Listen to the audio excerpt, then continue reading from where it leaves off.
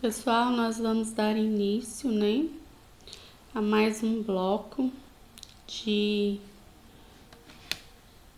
aula sobre modelos atômicos.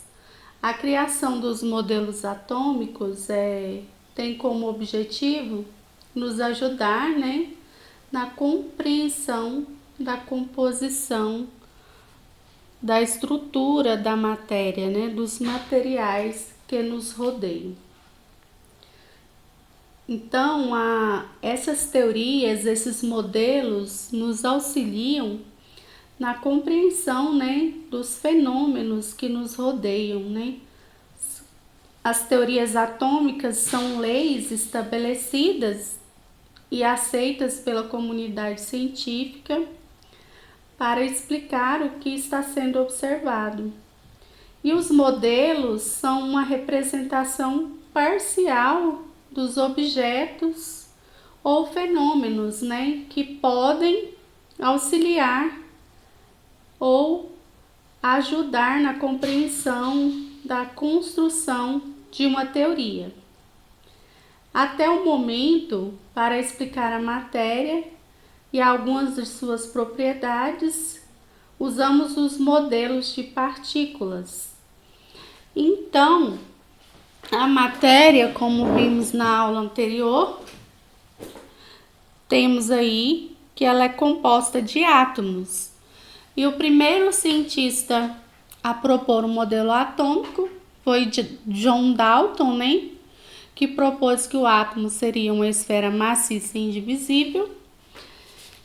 Depois nós temos o pai do elétron, que é o nosso cientista J.J. Thomson, que propõe para nós a existência de uma partícula subatômica, os elétrons. Para Thomson, o átomo seria uma esfera positiva incrustada de elétrons negativos, ou seja, os átomos dos elementos seriam formados por corpúsculos carregados eletricamente, que estão dentro de uma esfera com carga positiva e uniforme. Então, para Thomson, essas cargas negativas estão em movimento dentro de um anel, dentro dessa massa, dessa esfera positiva. Então, Thomson vem falar para nós que, na verdade, o átomo não merece o nome que ele tem, porque átomo quer dizer parte não divisível. E Thomson propõe uma partícula nesse átomo, que é o elétron com carga negativa. Eu sou a professora Viviane, da Escola Estadual Vasco dos Reis Gonçalves. Nós vamos dar continuidade, ao estudo da constituição da matéria e vamos falar hoje do modelo atômico de Rutherford e do modelo atômico de Niels Bohr, conhecido como modelo de Rutherford-Bohr. O modelo atômico de Rutherford foi criado, em 1911, e ele vem nos propor, por meio de um experimento com lâminas de ouro, usando o polônio, ele nos propõe uma nova estrutura, para o átomo, um novo modelo. Ressaltando que Rutherford ele fez parte de algumas pesquisas com Thomson. Então, ele especializou em estudos relativos à estrutura do átomo. Rutherford concordava com as ideias de Thomson em relação à estrutura do átomo. Porém, os seus experimentos, com o seu grupo de pesquisa, levaram a outras conclusões sobre a estrutura atômica. As observações de Rutherford e de outros pesquisadores contribuíram então para a elaboração de um novo modelo atômico, Aí ele vem e nos propõe a existência de partículas elétricas, né, com carga positiva, que ele chamou de próton, que ficavam no centro do átomo, formando um núcleo denso, enquanto os elétrons de massa muito pequena, né, muito menor que a massa dos prótons, estariam girando em torno do núcleo, descrito por meio de quê? De órbitas circulares, que ele chamou de eletrosfera. O modelo atômico de Rutherford é conhecido como modelo atômico do sistema solar. Dando continuidade aqui sobre o modelo de Rutherford, nós vamos ver como que ele fez, né, esse experimento. Aqui tem a imagem, né, do experimento dele.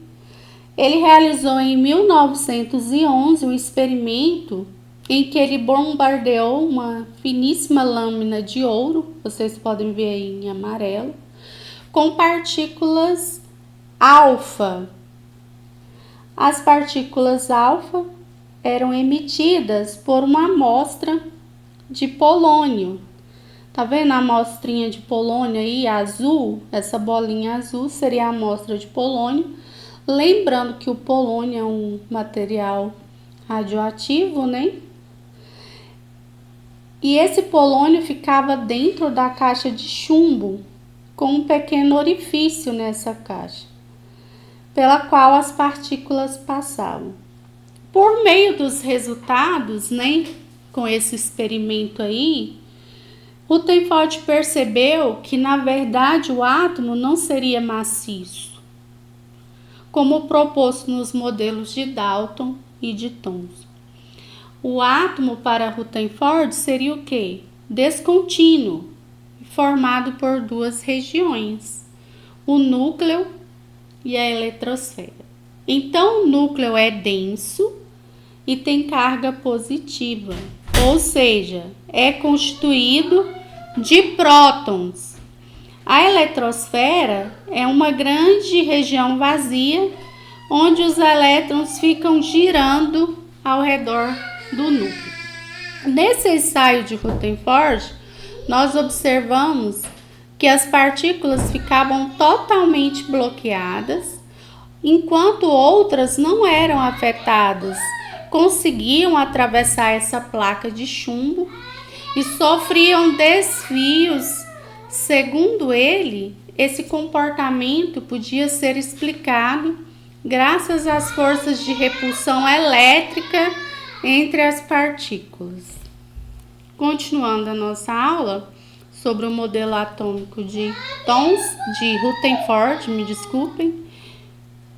no próximo slide, nós temos aqui uma imagem que traz uma representação, explicando em partes o modelo atômico de Rutherford.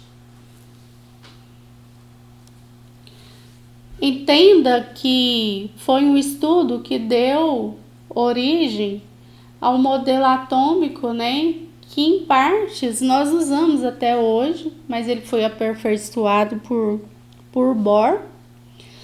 Ele fez o que? Ele começou, né, a posicionar um raio de partículas alfa em uma folha muito fina de ouro.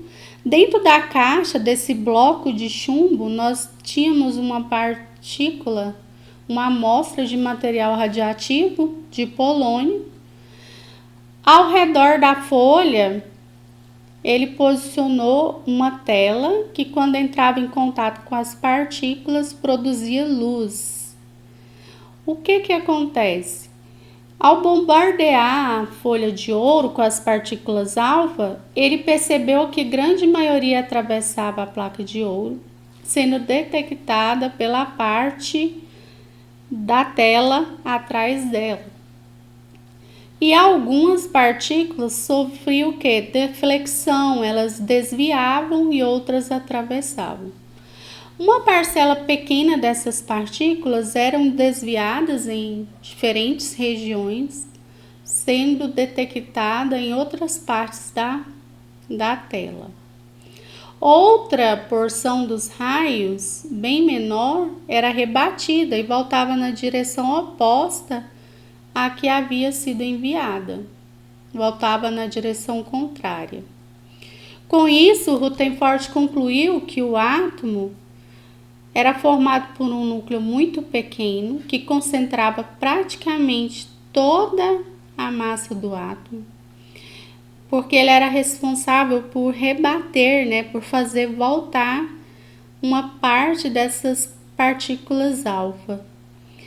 E uma imensa região praticamente vazia, onde os elétrons orbitavam, que ele chamou essa região de eletrosfera. Por isso, a maior parte das partículas atravessava a folha ou era rebatida por outras regiões ao se chocarem com algum elétron. Nós temos a ampliação da lâmina de ouro, Aí ele faz ali mostra algumas partículas alfa em vermelho atravessando a lâmina de ouro. Outras batiam na lâmina de ouro e retornavam. Outras atravessavam, outras mudavam a direção.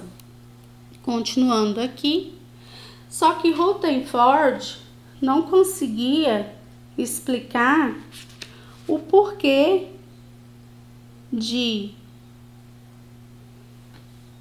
ter ali dentro do núcleo os prótons positivos com cargas iguais, gerando o quê? Força de repulsão. Nós sabemos que cargas iguais se repelem, Então, se todo o núcleo é formado por prótons positivos, por que essa repulsão dessas cargas positivas dos prótons não faziam com que o átomo se desmoronasse, com que o átomo quebrasse? Então, vem em 1932 um cientista que era aluno de Rutherford, chamado Chadwick, e propõe a existência da terceira partícula subatômica, o nêutron. Dessa forma, o modelo de Rutherford passou a ter os nêutrons. E onde estariam localizados esses nêutrons? No núcleo do átomo, junto aos prótons. Então, entre os prótons positivos, nós teríamos a partícula subatômica dos nêutrons. Dessa forma, nós vamos ver aqui uma imagem que mostra o modelo de Rutherford, incluindo as partículas, os nêutrons descobertos, propostos por Chadwick. Nós teríamos a eletrosfera com os elétrons negativos, o núcleo com os prótons positivos e os nêutrons sem carga. E eles seriam responsáveis por causar o equilíbrio no núcleo do átomo. Continuando aqui, então, o modelo de Rutherford, sem a existência do nêutron, seria o quê? O átomo seria descontínuo, formado por duas regiões. O núcleo, que estaria concentrada ali a carga positiva, que ele chamou de prótons, e a eletrosfera. A eletrosfera teria grandes espaços vazios e os elétrons negativos girando ao redor desse núcleo. Mas nós sabemos que, na verdade, as partículas que compõem o modelo atômico atual são os elétrons negativos, os prótons positivos e os nêutrons sem carga.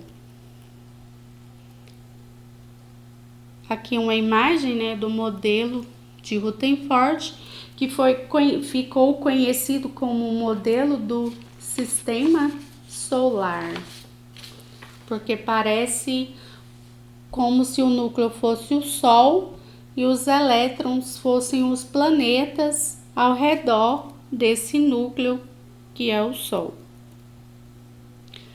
O modelo atômico de Rutherford-Bohr ele é uma contribuição para o modelo de Rutherford. O físico, Niels Bohr, propôs com suas ideias em experimentos no qual era realizada a queima de distintos elementos químicos, a geração de luz de diferentes cores. Ele associou cada cor a uma determinada quantidade de energia. Bohr considerou que os átomos dos diferentes elementos químicos apresentavam elétrons distribuídos em camadas ao redor do núcleo,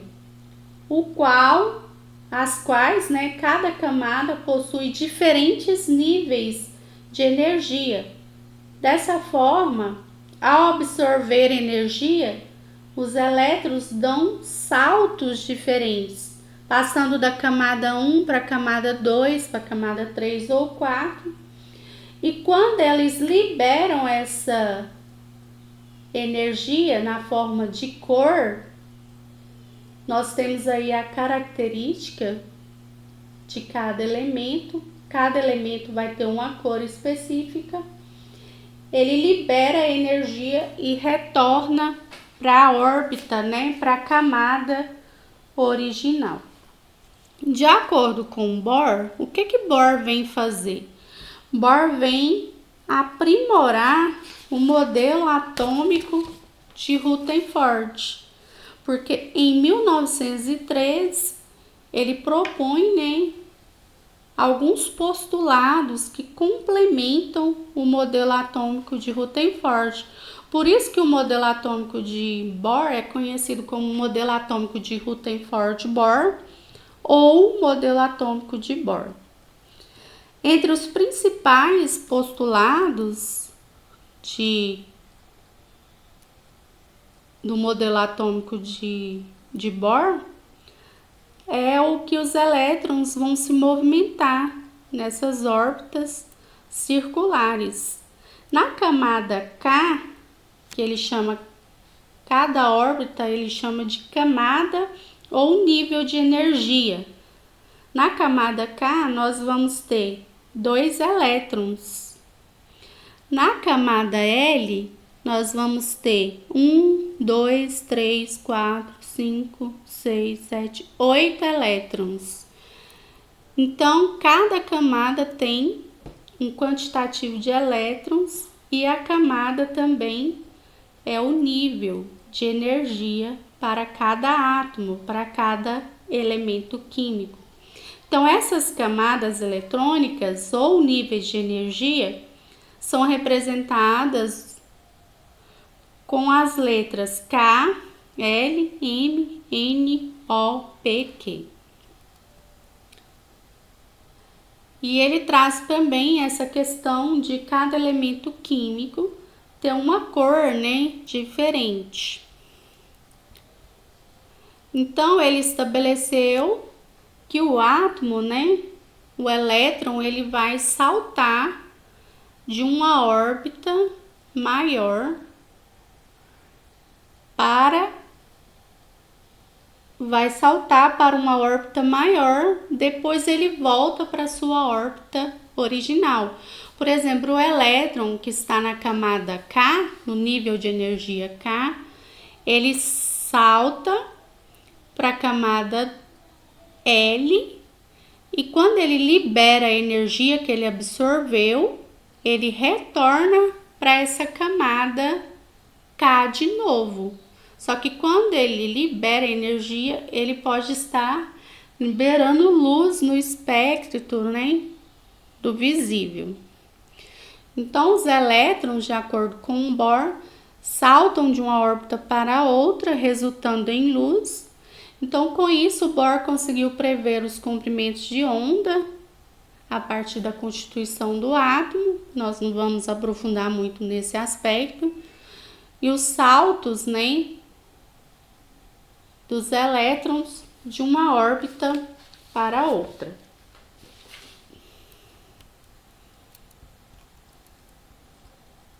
continuando a nossa aula. Então, para Bohr, os elétrons giram ao redor do núcleo. Eles não giram ao acaso, mas descrevem órbitas determinadas, que ele chamou, de órbitas circulares, e que são os níveis de energia de cada átomo, de cada elemento químico. O átomo é pequeno, mesmo assim a maior parte do átomo é um espaço vazio, que foi o que o Rutherford também falou, que grande parte do átomo é um espaço vazio, e nesse espaço vazio estaria orbitando ali os elétrons.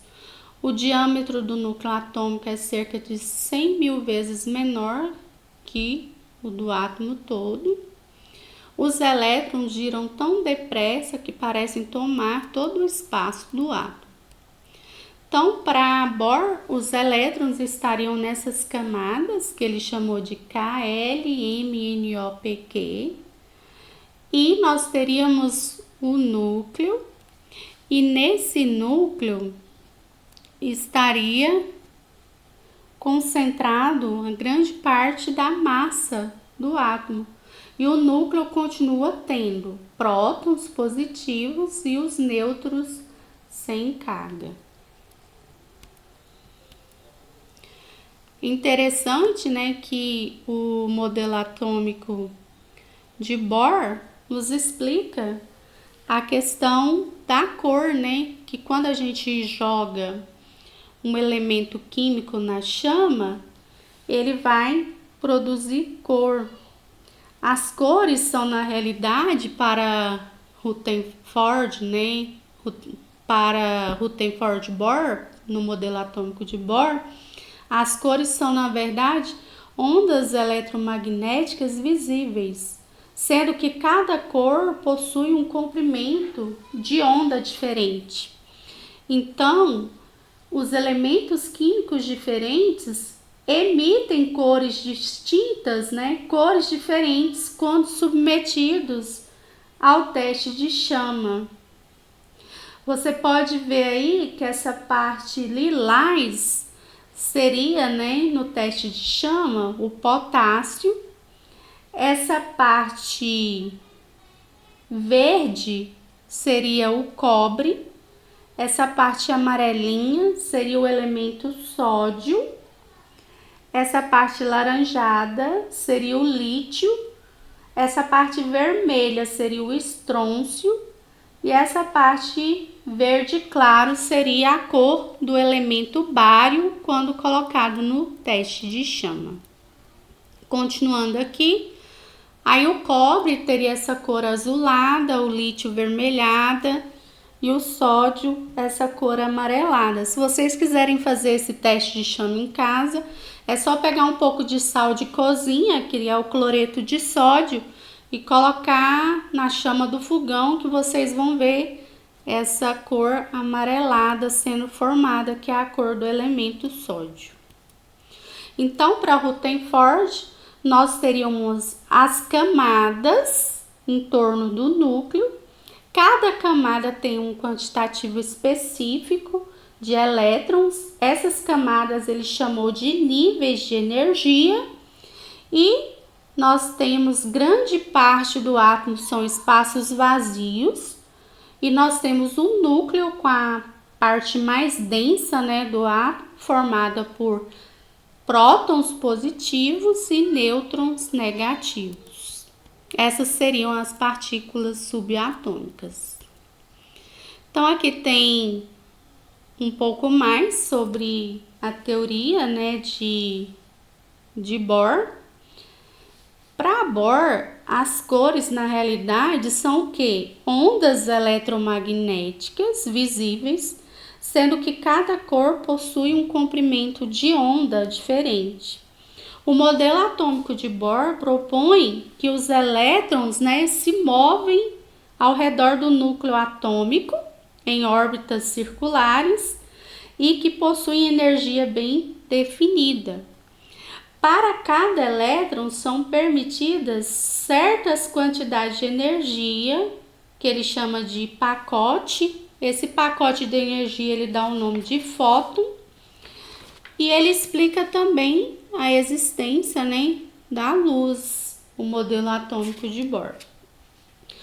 De acordo com Bohr, o elétron, quando ele recebe um pacote de luz, ele vai ele vai ficar no seu estado excitado. Porque quando todos os elétrons dos átomos estão se movimentando em seus níveis respectivos de menor energia, né, em suas órbitas circulares, ele está no estado fundamental. Mas quando ele absorve energia, ele vai saltar de um nível mais próximo do núcleo para um nível de maior energia. O elétron absorve energia, então ele vai saltar da camada K em direção à camada L, M, N, O, P, Q, por exemplo. E quando ele libera essa energia, ele vai voltar para a camada de origem. Por quê? Porque ele vai retornar para o seu estado mais estável.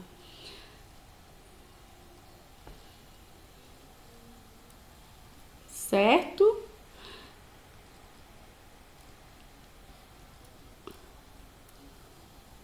Então aqui tem o teste de chama, né? Bohr explica o porquê que quando os elementos são jogados no fogo, né? Eles emitem cor.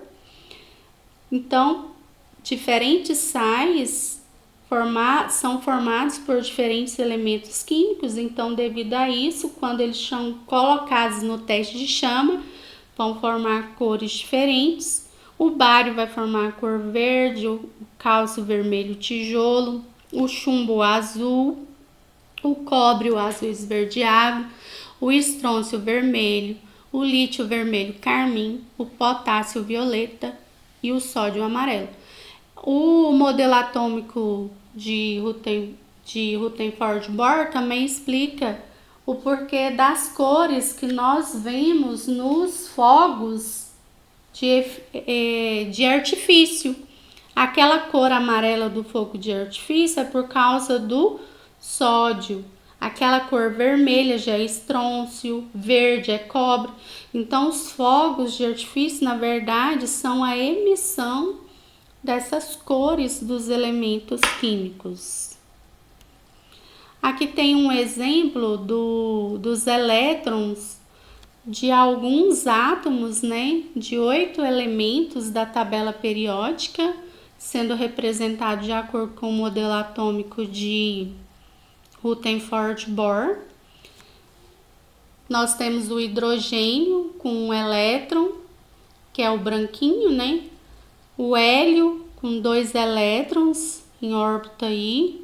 O lítio com 3 elétrons, 2 elétrons na primeira camada, 1 elétron na segunda. O berílio, que é o Be, né? Com esses elétrons aí representados. E nós vamos até o oxigênio. Seria uma maneira de representar os elétrons de acordo com o modelo atômico de Bohr, né? Então, o que nós podemos concluir com o estudo dos modelos atômicos? A evolução dos modelos atômicos não parou no modelo de Rutherford-Bohr. Outros modelos foram propostos, sempre em busca de melhor explicação para os fenômenos que explicam a constituição dos materiais. Então, nós vimos o modelo atômico de Dalton, que propunha que o átomo era uma esfera maciça e indivisível. Depois, nós vimos o modelo atômico de Thomson, que nos traz a existência da primeira partícula subatômica, que é o elétron com carga negativa. Depois vem Rutherford e propõe a existência dos prótons positivos, e Chadwick, né, em 1932, e propõe a existência dos nêutrons. Então, as partículas que constituem o átomo seriam os prótons positivos, os elétrons negativos e os nêutrons sem carga. Então, o modelo atômico seria elétrons negativos, prótons positivos e nêutrons sem carga dentro do núcleo atômico.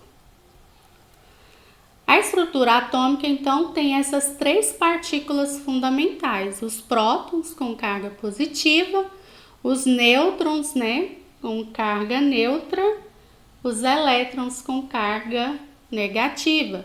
Então, a matéria, os materiais que nos rodeiam, são formados por átomos, sendo que cada elemento químico possui átomos diferentes. O elemento químico hidrogênio é constituído por átomos de hidrogênio. O de oxigênio já é constituído por oxigênio. E a junção desses átomos, desses elementos químicos, formam as substâncias, os materiais que nos rodeiam. Continuando aqui, um pouquinho sobre o próton. O próton seria uma partícula com carga positiva. Ela está localizada no núcleo do átomo e entre os prótons estão localizados os nêutrons sem carga. A massa do átomo seria o quê? A soma das massas dos prótons mais a massa dos nêutrons. A massa do elétron é quase desprezível e a maior parte da massa do átomo está localizada no seu núcleo. Então, como calcular a massa atômica? A letra A representa a massa atômica, a letra Z representa o número atômico e a letra E o número de nêutrons. Então, a massa seria a soma do número atômico mais o número de nêutrons, ou a soma do número de prótons mais o número de nêutrons. Aí eu teria a massa do átomo. Continuando aqui. Os nêutrons são partículas sem carga e fazem parte da estrutura dos átomos. Eles estão localizados juntos com os prótons dentro de onde? Dentro do núcleo do átomo. Para calcular a quantidade de nêutron que um átomo possui, basta eu subtrair, o número de massa pelo número eletrônico, pelo número atômico. Ou seja, nêutron é massa menos o número de próton. Mas isso a gente vai ver depois. Só para concluir aqui. O elétron. O elétron é a partícula negativa que está ao redor do núcleo, sendo o quê? Responsável pelos campos magnéticos, a eletricidade. Junto com a descoberta do elétron, nós temos também a eletrização por atrito, Alguns livros trazem esse experimento feito por J.J. Thomson, o surgimento da eletricidade. Um próton na presença de outro próton se repele. Por quê? Porque cargas positivas se repelem. O mesmo acontece com o elétron. Elétron com elétron vai se repelir. Por quê? Porque são cargas negativas. Então, vai ter uma força de repulsão. O próton com o elétron vai ter uma força de atração. Carga positiva com carga negativa vão se atrair. Dessa maneira, atribui-se ao próton e ao elétron uma propriedade física denominada carga elétrica. O próton tem carga positiva, o elétron tem carga negativa e o nêutron é a partícula do átomo que não tem carga. Os elétrons dos átomos giram em órbitas específicas e de níveis de energia bem definidos, né? São as órbitas, né? Os níveis de energia K, L, M, N, O, P, Q. Os elétrons vão girar então nessas órbitas. Sempre que um elétron muda de órbita, nós temos um pacote de energia que será emitido ou absorvido, que a gente chama de fóton ou quantum de energia. Que foi o que Bohr explicou, né? Então a revolução dos... Revolução não, gente. Revolução é lá para a história. É evolução. Evolução dos modelos atômicos. Por que evolução? Porque um modelo atômico foi sendo proposto após o outro. Nós começamos com o modelo atômico de Dalton, que propunha que o átomo era uma esfera maciça, densa e indivisível, que não se partia. Depois veio J.J. Thomson e propõe, por meio dos tubos, né, dos raios catódicos, né, dos gases a baixa pressão, a existência dos elétrons. Então, o modelo de Thomson seria o quê? Uma esfera positiva e densa, incrustada, né, cheia de elétrons, de corpúsculos negativos em movimento. Então, ele propõe a primeira partícula subatômica, o elétron. Então, J.J. Thomson é considerado o pai do elétron. Rutherford nos traz o modelo de sistema solar, que nós teríamos um núcleo, nesse núcleo os prótons positivos e ao redor os elétrons negativos. Como que ele propõe? Por meio do experimento lá na caixinha de chumbo com o material radioativo polônio, a lâmina de ouro, e ele propõe aí a existência dos prótons.